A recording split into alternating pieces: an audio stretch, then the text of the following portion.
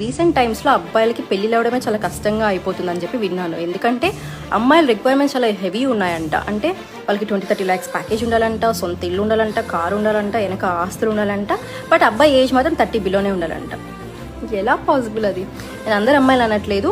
20% of the girls per like okay, తక్కువ package అయినా పర్వాలేదు అని కొంచెం కన్సిడర్ చేసి చేసుకుంటున్నారు. But 80% of the girls are very very commercial. నేను ఇది ఎక్కడో విని చెప్పట్లేదు, నా సరౌండింగ్స్లో నేను చూసి ఎక్స్పీరియన్స్ అయ్యి మాత్రమే చెప్తున్నాను. ఇది ఇక్కడ ఏంటంటే అమ్మాయిలు అలాగే ఉన్నారు, అమ్మాయిల పేరెంట్స్ అలాగే ఉన్నారు.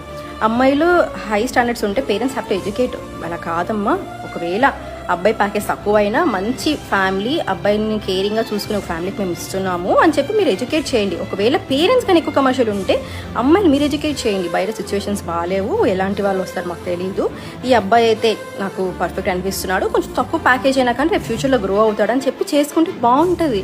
But everybody are commercial. At the end of the day ఇది ఎలా అయిపోతుంది అంటే ఒక బిజినెస్ డీల్ లాగా అయిపోతుంది. రిలేషన్షిప్స్ అన్నీ కొట్టుకుంటూ, డివోర్స్ చుట్టూ తిరుగుతూ, కోర్టు చుట్టూ తిరుగుతూ ఇట్లాగే ఉంటాయి.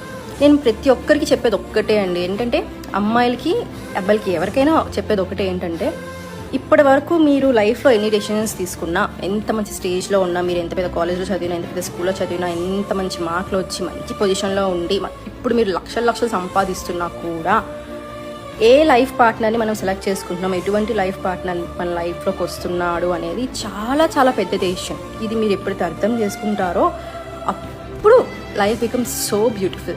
అబ్బాయి 20-30 lakhs ప్యాకేజ్ ఉండాలి, 30 లోపల విలో ఎలా వస్తాడు అబ్బాయి? ప్లీజ్ గర్ల్స్, లైక్ కొంచెం మన మైండ్ సెట్ మారాలి. అబ్బాయి మనల్ని కేరింగ్గా చూసుకుంటున్నారా లేదా, తక్కువ ప్యాకేజ్ అయినా కానీ మనల్ని అపురూపంగా చూసుకునే అబ్బాయిని మనం వెతుక్కుందాం.